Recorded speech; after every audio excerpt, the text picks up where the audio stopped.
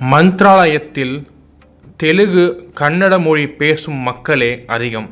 சின்ன டீ கடையிலிருந்து பெரிய ஹோட்டல் வரைக்கும் பெரும்பாலும் கன்னட தெலுங்கு மொழிகளிலே அங்கு பேசுவார்கள். இப்போது நீங்கள் குடும்பமாக மந்த்ராலயம் போகிறீங்கன்னா வீட்டில் குழந்தைகள் முதியோர்கள்லாம் இருந்தாக்கா ஒரு தரமான நம்ம ஊர் தமிழ்நாட்டு உணவை சாப்பிட வேண்டும் என்று நினைத்தால் கண்டிப்பாக இந்த மாமி மெஸ்க்கு நீங்கள் எல்லாரும் நம்பி போகலாம். இது ஒரு வீட்டு முறை உணவகம்தான். நம்ம மந்த்ராலயம் கோவிலேருந்து நடக்கிற தூரத்தில் தான் இந்த மாமி மெஸ் அமைந்திருக்கு. அது மட்டும் இல்லாமல் இவங்க நம்ம தமிழ்நாட்டை சேர்ந்தவர்கள் தான். நமக்கு எந்த மொழி பிரச்சனையுமே இங்கே இருக்காது. நியாயமான விலையில் தரமான உணவை இங்கு 3 வேளையும் நம்ம சாப்பிடலாம். எப்போதுமே இந்த ஹோட்டலில் கூட்டமாக தான் இருக்கும். குறைந்தபட்சம் 10 நிமிஷமாவது நம்ம வெயிட் பண்ணி தான் இங்கே சாப்பிட்ற மாதிரி இருக்கும். மதிய உணவு நாங்கள் கோவில் அன்னதானத்தில் தாங்க சாப்பிட்டோம்.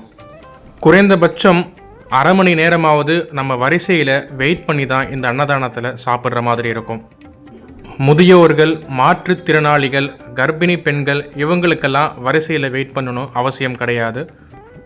இவங்க கொடுக்குற அன்னதானமும் ரொம்பவே நல்லா இருந்துச்சுங்க. நாங்கள் போயிருந்தப்போ சாதம், சாம்பார், தயிர் கொடுத்துருந்தாங்க. தொட்டுக்கெல்லாம் எதுவும் கொடுக்கலங்க. குறையாக சொல்லலை, ஒரு தகவலாக உங்களுக்கு சொல்கிறேன். மதியமும் இரவும் மட்டும்தான் அன்னதானம் போடுவாங்க. காலையில் 11 மணிலிருந்து மதியம் 2 மணி வரைக்கும் மதிய உணவும், இரவு 7:30 மணிலிருந்து 9 மணி வரைக்கும் இரவு அன்னதானமும் கிடைக்கும். இரவு அன்னதானத்துக்கு சாம்பார் சாதமும் தயிர் சாதமும் கொடுப்பாங்கன்னு கேள்விப்பட்டோம். எத்தனை முறை சாப்பாடு கேட்டாலும் சலிக்காமல் இன்முகத்தோடு அவங்க பரிமாறினது ரொம்பவே நல்லா இருந்துச்சு. ஆயிரக்கணக்கான மக்கள் ஒரே நேரத்தில் அமர்ந்து சாப்பிடக்கூடிய அளவிற்கு அன்னதான அறை ரொம்பவே பெரிதாக இருந்துச்சு. இறைவன் முன்பு நாம் அனைவருமே சமம் என்பதை உணர்ந்து எல்லோரும் ஒன்று கூடி ஒரே இடத்தில் கொடுக்கப்படும் இந்த அன்னதான உணவை சாப்பிடுவது ஒரு நல்ல அனுபவமாக இருந்துச்சு. மந்த்ராலயம் ராகவேந்திரர் கோவிலின் ஒரு முக்கிய சிறப்பம்சமான ரத உற்சவத்தை பற்றி தான் அடுத்த பதிவில் விரிவாக பார்க்க போகிறோம். சேனலை சப்ஸ்கிரைப் பண்ணி வச்சுக்கோங்க. நன்றி.